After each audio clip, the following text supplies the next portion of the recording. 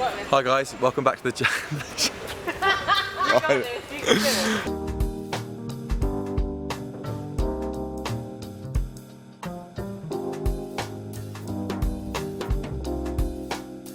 Hi guys, welcome back to the channel. Today we're here in Kensington again at the Pavilion, where I'm going to be catching up with Alan Wood to talk through 3 hypothetical collections at 3 different budget points. Let's jump inside and meet up with Alan. So we're back. Here we are guys at Kensington Pavilion in Kensington High Street. I'm joined once more by Alan Wood from Vintage Gold Watches London. Good to see you again, Patrick. And you, Alan. Thanks for popping along. Most welcome. It's a fun one today, something I'm sure you have done as well as I. Okay. So it's a fun one today. It's something that I do quite a lot, whether it's sitting in the car or on a run or whatever.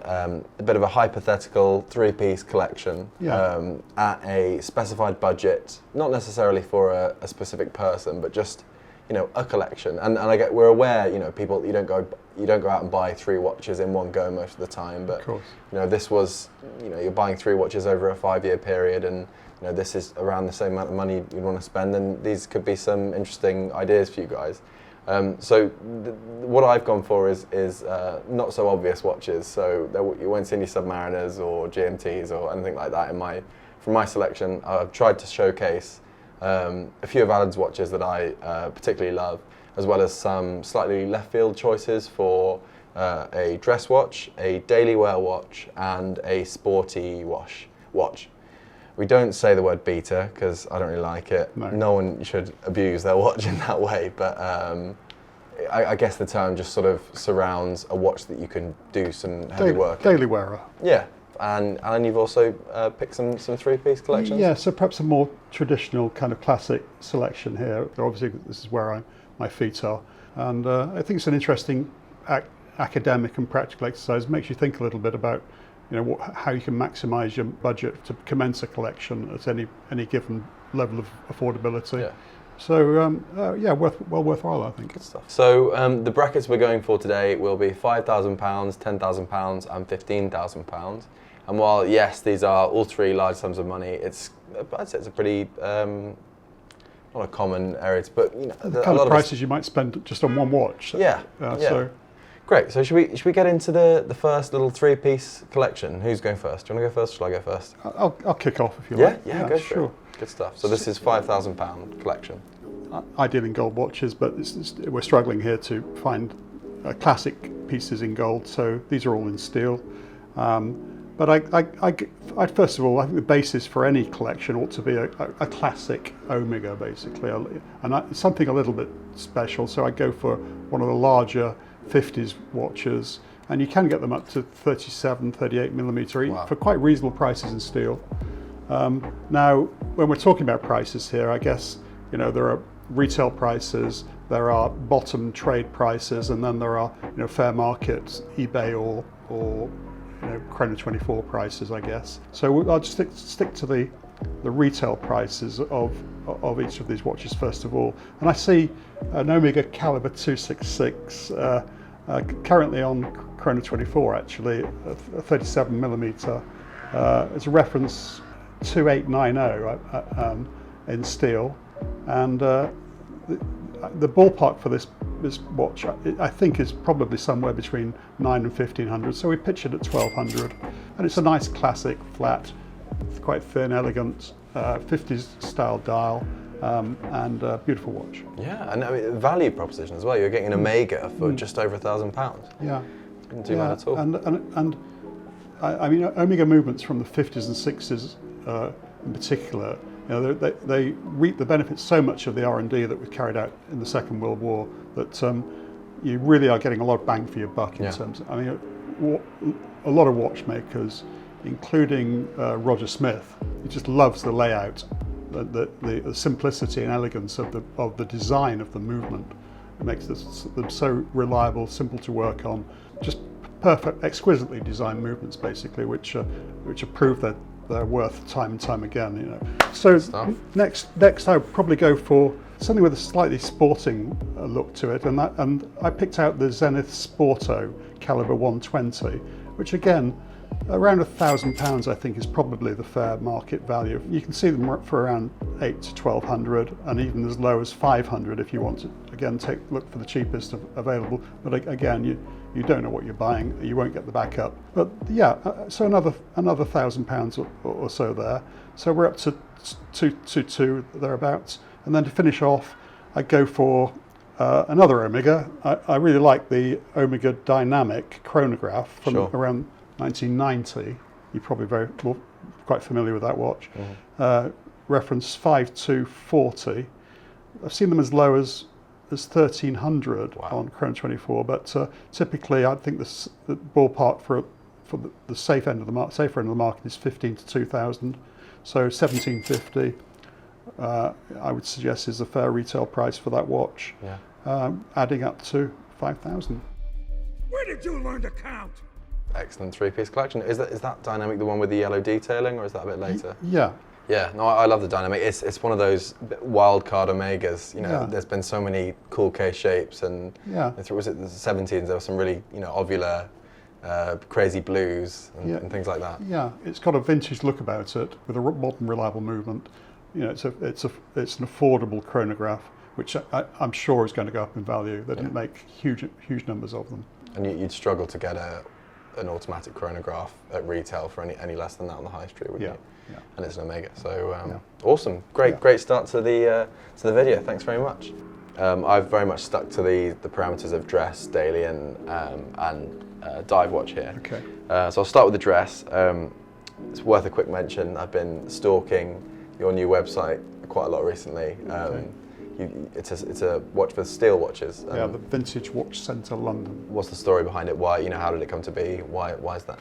It just seemed to be a great next step for us. We're set up, obviously, for dealing in vintage watches. We take an awful lot of part exchanges, and we're offered quite presentable watches from time to time, which in the past we may have turned down. It's another string to our bow, basically. It's the vintagewatchcentre.com and vintagewatchcentre.co.uk. Awesome. So my first pick, though, my dress watch from this £5,000 collection is featured there. It's live. It's the JLC Caliber 476-2. It's an automatic, unbelievably, because it's really rather slim. But I just love it. The dial. Would you call that a sector dial? It's 2 parts. Yeah. Yeah. It's not super dressy, but it's very rare that I'd get dressed up to an extent where I'd want a super fine dress watch, and I just think it's great in steel. The brand on the dial, you can't get much better for me for the money. Simple elegance, I think. Yeah, and £1,725. So a reasonable chunk of the budget, but I think it's probably worth every penny of that, just because of the dial and the handset and the numerals. This is what really drew me to vintage watches, that dials can speak to you, and I think they're like faces. This is why we call them watch faces, I guess. That and one face will appeal to one person more than another. Yeah, I agree. I love the simplicity of that dial. It's a classic piece of the period. So that's my dress piece of the collection. Next, we'll go to my daily choice, which is a popular one in the Tudor Date Day. They swapped it for branding purposes, I assume. Yeah. But classic oyster case. As I said, the reference I'm going for is the 5-digit reference 7017/0, and that's from the 1960s. So it's probably still got bits of Rolex in it, which is quite cool to have. Probably the crown and probably the case back. Yeah. A lot of the watch is extremely similar to the date just of the time, but it uses a off-the-shelf ETA movement. Yeah. So it's not going to cost the earth to service this watch. As a daily wearer, it's got day and obviously the date complication, which is helpful for a person like me. Yeah. And I just think realistically, it would make a great one-watch collection in that it's dressy, it's semi-durable, it's self-winding. You don't really have to worry about a watch like that. Yeah. And the thing I've noticed about Tudor over the past perhaps 5 years or so is that they really are commanding a lot more respect now, given the popularity of their modern pieces. That the vintage market is they're obviously in the past seen as a little bit of a poor relation to Tudor, to Rolex, even though they're owned by the same company. But the vintage pieces are really getting really carrying some credibility these days, I Yeah. think, whereas they're perhaps ignored a little bit in the past. Yeah, yeah. And the average market price on Chrono 24 for a date day like that's around £2,700 at the moment, which is scary considering 3 or 4 years ago you could pick them up on eBay for £1,500 for a good condition piece. But there we are. That's anything to do with Rolex in present day. It's a sign of the times we're living in. Everything's going up. We're paying 30 or 40% more than we were paying 2 years ago for Rolex, and Tudor are obviously the same or even more, I guess, with that watch. Yeah, it's crazy increase. So that's two fairly pricey watches for the budget. So I've saved £390 for my final sports watch, which is the Seiko Paddy Turtle. So it's got that Pepsi blue and red bezel. Paddy has some relationship with the French diving school, so I love that connection. And it's just it's a great go-to. If you're going for a beach day or something like that, you can throw a watch like this on and really forget about it. Co-branded with Patek? Yeah. Wow. So it's they've done it. I think they've got 4 or 5 models that are in relation with Paddy. Wow. There's a normal turtle with just black without the branding, but I think it's a fun collaboration to have for not a lot of money at all. The best price I could find at the moment is £390, brand new. So yeah, just I know it's a cliche, but a hell of a lot of a watch for the money. It's ISO certified, 200-meter diver, diver extension. Technically you could take this watch diving and have no issues at all. So really, a great watch for £390 and a nice way to round out this £5,000 collection. I think you've got a lot of options with these 3 watches, and I think that leaves us with. That leaves us with a couple of £100 for straps for the Tudor. So I think that's not a bad way of spending £5,000. I'm impressed with the last one. It's incredible value, isn't it? Really? Yeah, it really is. So do you want to take us through your next 3-piece collection? £10,000. Yeah. Okay. So again, sticking to classic watches. I'm an old school watch collector, so and I see I see a lot of value. They're safe places in which to place your money, particularly if you're beginning a collection. So we're looking at first of all a steel Oyster Perpetual. These are readily available from the 60s in particular. I think they're great value at somewhere between £2,500 to £3,000, £3,500 retail. So I think 3,000 you could pick up a nice example from a trusted dealer. Again, on Chrono 24 there are cheaper options available. It's an anchor point of any collection. I think the Oyster Perpetual and the 60s steel watch is a good daily wearer. We won't use the word beater, daily wearer. Yeah. And waterproof, reliable, automatic, no trouble. Probably run for 10 years without a service if you were to be so reckless. So there we are. Good choice. Next would be a steel Speedmaster from probably the 1980s to get a reasonably good price point and good value.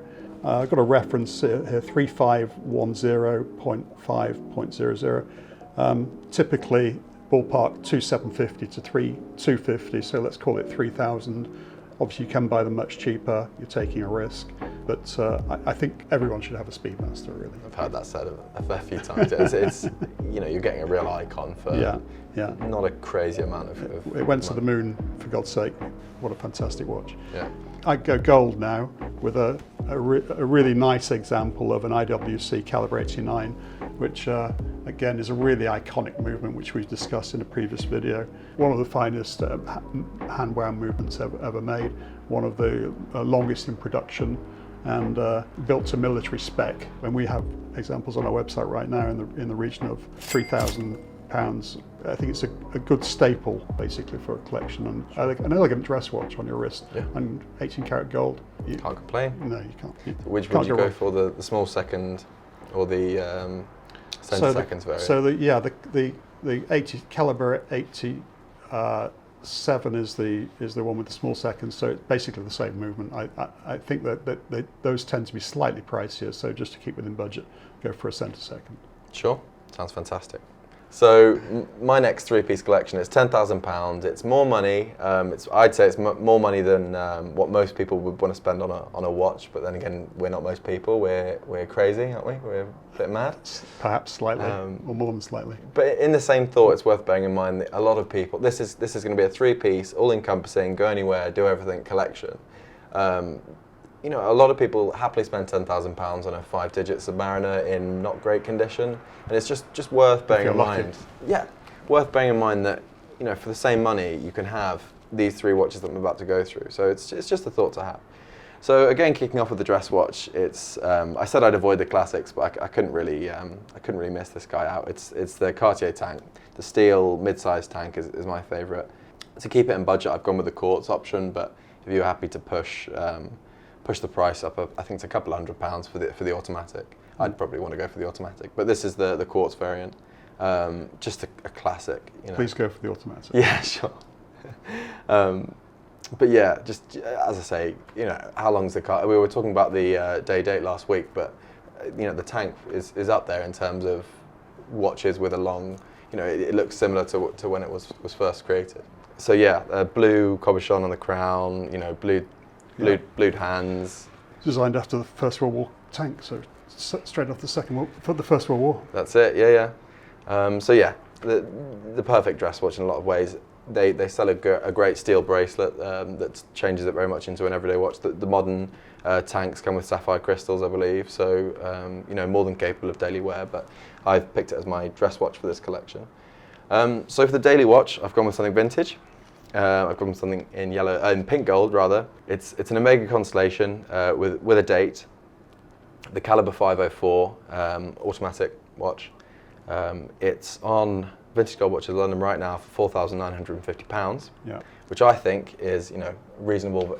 This one right here, if I'm not mistaken. Yeah, you showed it to me earlier. It's got the onyx inlaid battens. Yeah, and I'm an absolute sucker for onyx inlays. I think it's so cool and stealthy. And as I say, I've gone with that watch for my daily watch. It, you know, could as easily be a dress watch on a different strap, but I just think, you know, it's a chunky case, calendar. And rare in pink, actually. There are not so many around. Sure. So I just think a solid option, will, you know, versatile enough to go with a casual look, and a quick strap change, and you can be in a suit and tie. So just a great all-rounder, I'd say. So for my final watch of this £10,000 collection, I'm going a little bit left field. This watch was released, I think, this year. This new shape, at least.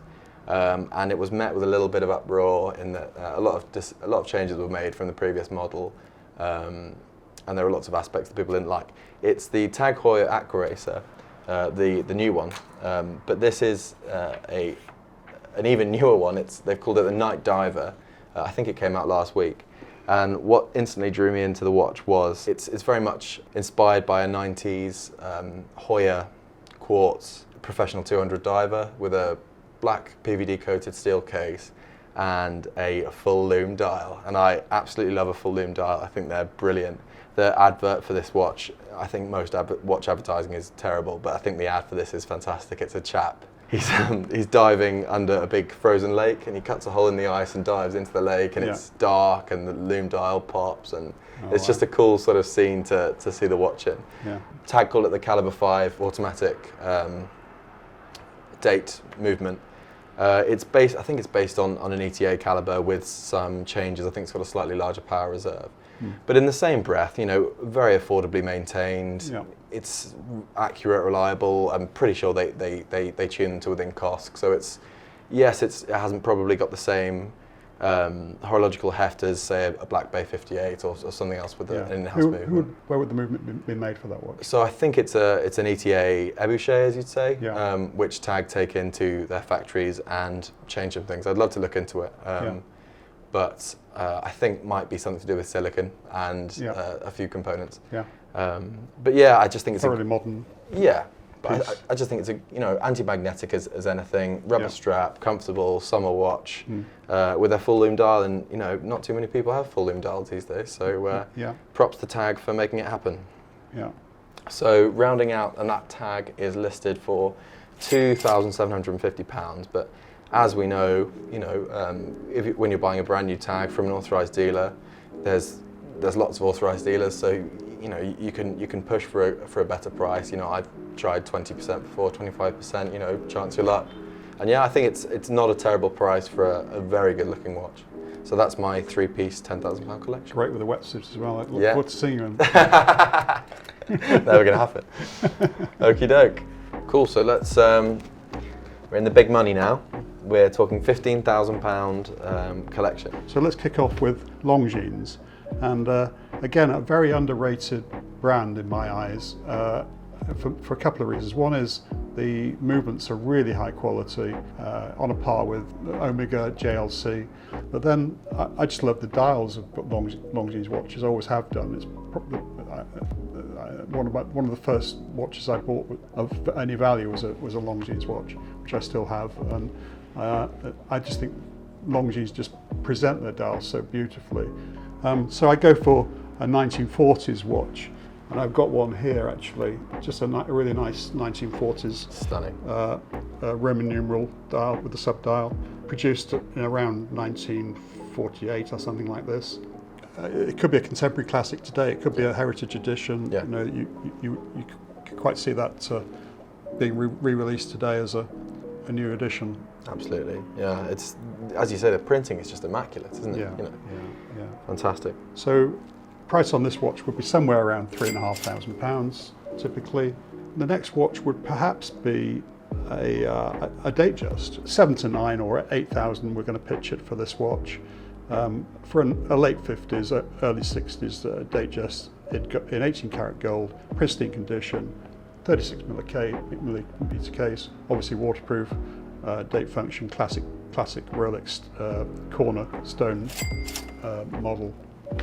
To round off this £15,000 price bracket, I go for a Vacheron and Constantine, one of the Holy Trinity, and so we can find interesting vintage Vacheron from around I'd probably go for a little bit more and go for £5,000 for a 34 millimeter watch from the 1960s, say, and again 18 karat, finest quality, one of the finest quality watches you can buy. Really great value, really, considering a Patek, would be at least half as much again. Yeah. So we've got 5 plus 8 for the Datejust plus 3 for the Longines, gives us 16. I've overrun a bit, I'm sorry. Well, you'll give yourself a discount surely on the watches that you're selling. Fantastic. Yeah, I mean, what a collection. Yeah, I mean, just I'm imagining those 3 watches in a box, and it's a sight to behold. So yeah, you're you're on the way to a beautiful collection of watches there. Absolutely, yeah. So again, £15,000. This is sort of like a Grail level collection for me. Just probably at the moment the most amount of money I can ever picture myself spending on 3 watches. But a boy can dream, can't he? You're young. You've got lots of life ahead. Yeah. Fingers crossed. So yeah, this budget basically, I think it allows for some really fine watchmaking. As we said, the difference between price and value in the current Rolex market is a little blurred. But if you're not purely looking for an investment carriage, you can get a hell of a lot of watchmaking for the money. So I'll kick off my collection with a dress watch, and it's a watch from the Vintage Gold store. It's a Rolex Precision, and quite rare in this case, it's actually a chronometer as well. Yeah. You just mentioned what percentage was it? Were actually chronometers? I think only 5% were chronometer rated of the Precisions. It was the obviously Rolex most popular, best-selling dress watch during the 50s and 60s. We always pay a premium. We're looking hard for chronometer versions of the watch all the time because they're sought after, and we sold hundreds of them. And I think probably 5 out of 100 are chronometer. So yeah, I mean, this example in particular just ticks so many boxes for me. The gilt-applied indices are, I've held this watch in the flesh, and the way that they interact with the light is just incredible. The bullhorn lugs, obviously, something you've never seen on a Rolex these days, and just so classy and classic. I think they're absolutely brilliant. It's balanced. It's not that ultra fine dress watch. It's got a second hand. It's got some dial text. It's got a minute track, which is nice to see.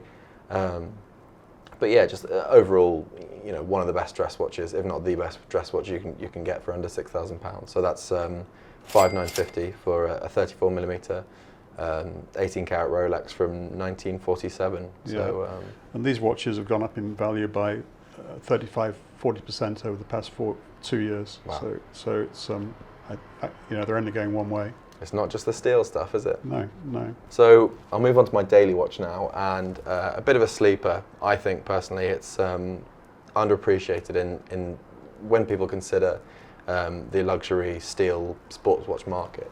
It's the Girard-Perregaux Loretto, specifically the 38mm option. I think they do a 41.5, a 36, and this mid-size-ish 38. It costs £7,500, which is obviously well below the realms of AP and their Royal Oak, the Nautilus. It's got a very similar look though, to those it has, two watches. Yeah. So I think that's where a lot of it gets confused with those other two watches. It's not a Genta design.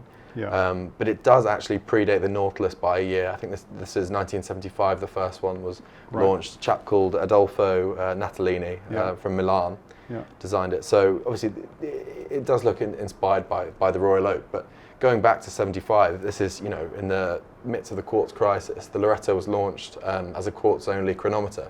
Okay. So it was only later that the automatic movements were introduced. What dial colours were there? I think back then there were two-tone, but not in the way that we like with separated two-tone. The bracelet had a stripe of gold. I don't know if it was painted or whatever, but I think they haven't aged brilliantly, and obviously being very old quartz watches, a lot of them have sort of died off. But I don't think that should stop people appreciating this Loretto. It's as I say, £7,500, an in-house.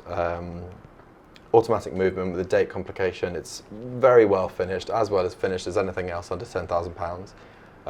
Got the same waffle dial that you get with the Royal Oak, a sort of an octagonal case, but you know, a very different bracelet. I don't think many people are going to mistake this for a Royal Oak, put it that way. And then of course Girard-Perregaux, heritage brand with some fantastic watches. I do share a bit about Girard-Perregaux. In the 40s and 50s, this was one of the very best brands you could buy.